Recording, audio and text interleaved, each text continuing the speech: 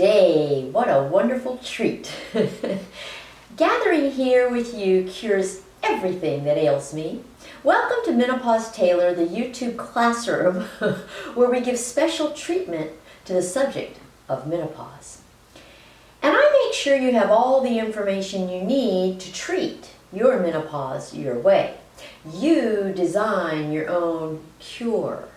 And while menopause doesn't necessarily require treatment or cure, cancer does.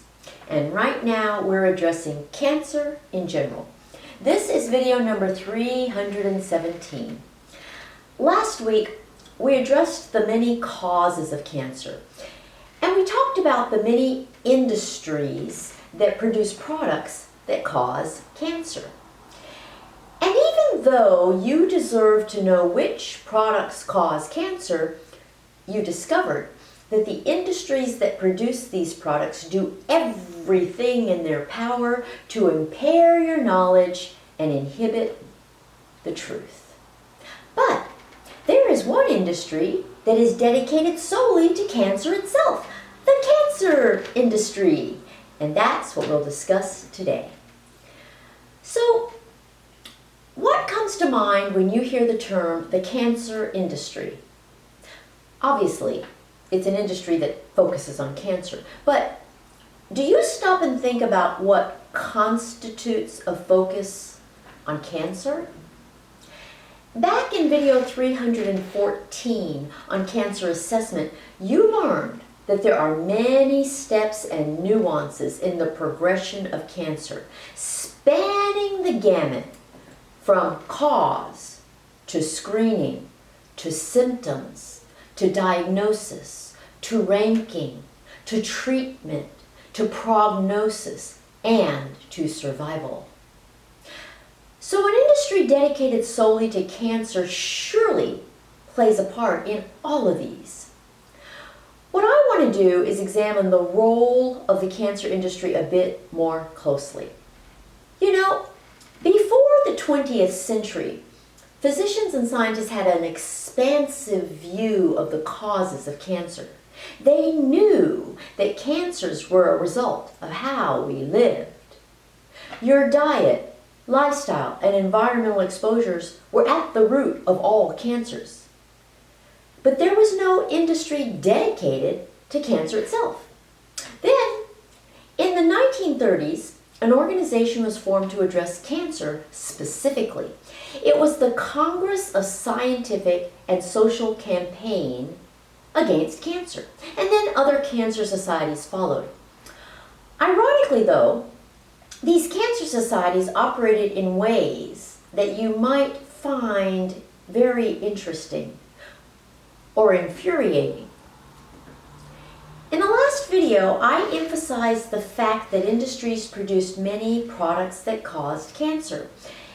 And it seems to me that focusing on these industries to pinpoint and prove those causes of cancer would have been a logical and beneficial focus for the cancer industry.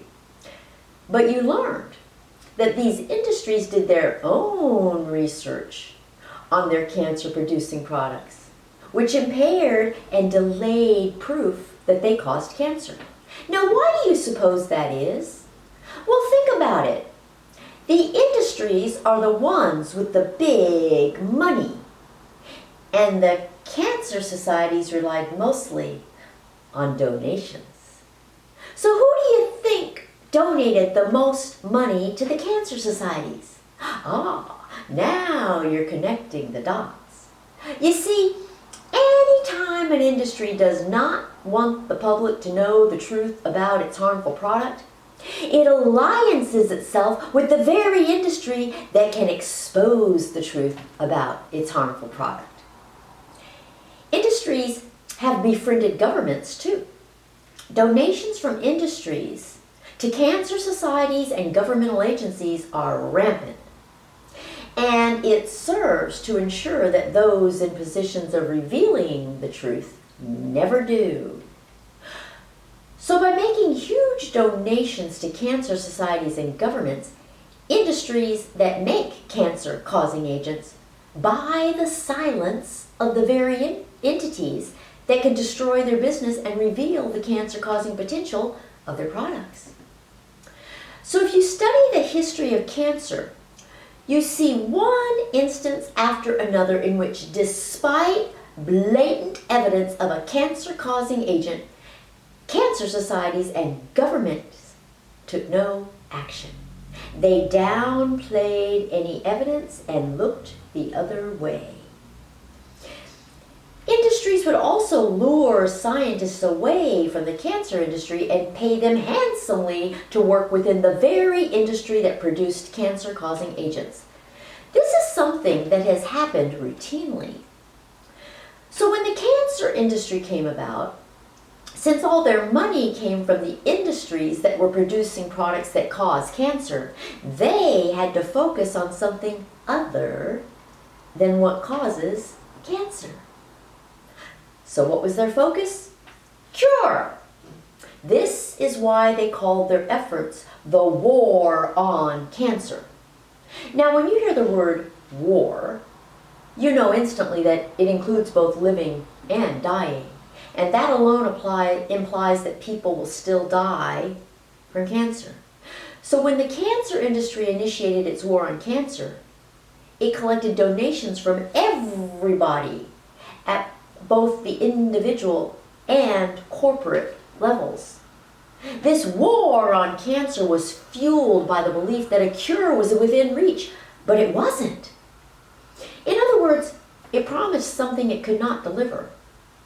And apparently, both the cancer industry and the public failed to consider the fact that cancer is not just one disease. It is many different diseases, all with different causes.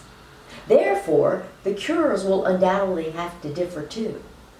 But all that seems to have been overlooked. So instead of focusing on cure, the war on cancer focused on treatment. The first treatments for cancer involved radical surgeries. This was the only means of treating cancer for decades. And over that time, the surgical procedures became more and more radical, removing more and more tissue. It got so drastic that surgeries were done with no intention of survival. It became more about the surgery than about the patient. Now, I'm a surgeon, so I can certainly appreciate surgery, but there's a limit to everything. After that, the notion of curing cancer with X-ray therapy took hold. But the radiation treatment produced cancers too. As people became more and more impatient with the fact that we were not winning the war on cancer, chemotherapeutic drugs came into play. These were poisons that were employed to kill cancer cells and spare normal cells. In the 1960s, chemotherapy expanded into arsenals of multiple drugs to kill cancer. And then the practice of combining surgery and radiation and chemotherapy ensued. In essence, the treatments became as life-threatening as they were life-saving. Somewhere in the morass of fighting the war on cancer, the cancer became the focus rather than the patient, and cure became the focus rather than cause. To this day, the entire cancer industry focuses on cure. 90% of all funds go toward research and development of new drugs, new machinery, and new technology to cure cancer. Less than 10% goes toward discovering the causes. Most cancers are caused by things you use regularly, with only conflicting evidence that they cause cancer, like artificial sweeteners, cleaning products, insecticides. But there are probably a lot of others that you use without nary a clue that they might cause cancer. I mean, if hair dye caused cancer, wouldn't you want to know that? What about cell phones, tattoos, chemical hair removers, etc.? That's the kind of thing the cancer industry should focus on. Cause, not cure. And because the cancer industry focuses on cure rather than cause, you focus on cure rather than cause. Whether or not you choose to use any of the items determined to cause cancer should be your prerogative, but it sure would be better to really know which items cause cancer than to just wonder and have the industry shedding doubt about it. Just think about all the events focused on curing cancer. There are walks for the cure, runs for the cure, races for the cure. There was even a moonshot for the cure. I just don't get it. The focus is all wrong. Instead of all that walking, running, and racing for the cure, there should be waking up to the cause. Focusing on cause is the only thing that is going to lead you where you want to go. But of course, industries make a whole lot more money on developing medications for treatment and cure than they do on determining causes of cancer. So unfortunately, the real focus is on money. In video 316 on the causes of cancer, I used the Wizard of Oz as a theme. Well, I'll extrapolate that to this video too. And that's because focusing on cure rather than cause is like following the yellow brick road. Don't follow the yellow brick road for the cure when you can just open your eyes to the cause. This is consistent with what you learned in the last unit on the 3 big diseases of estrogen deficiency. I told you that prevention is fixing. It all amounts to the same thing. You just have to focus on cause rather than cure. So wake up to the cause of cancer. If you focus on cause and avoid it in the first place, you don't have to concern yourself with cure. And neither does the cancer industry. So I think we need more campaigns for cause. So what you've learned today is that there has been way too much focus on cure and not enough focus on cause by the entire cancer industry as well as by the public. So wake up to the cause. The war on cancer should be a war on the causes of cancer, not a war for the cure for cancer. Okay, this is where I'll leave you. So be sure to subscribe, follow me on social media, and visit menopausetailor.me to schedule a consultation. And I will see you in a week.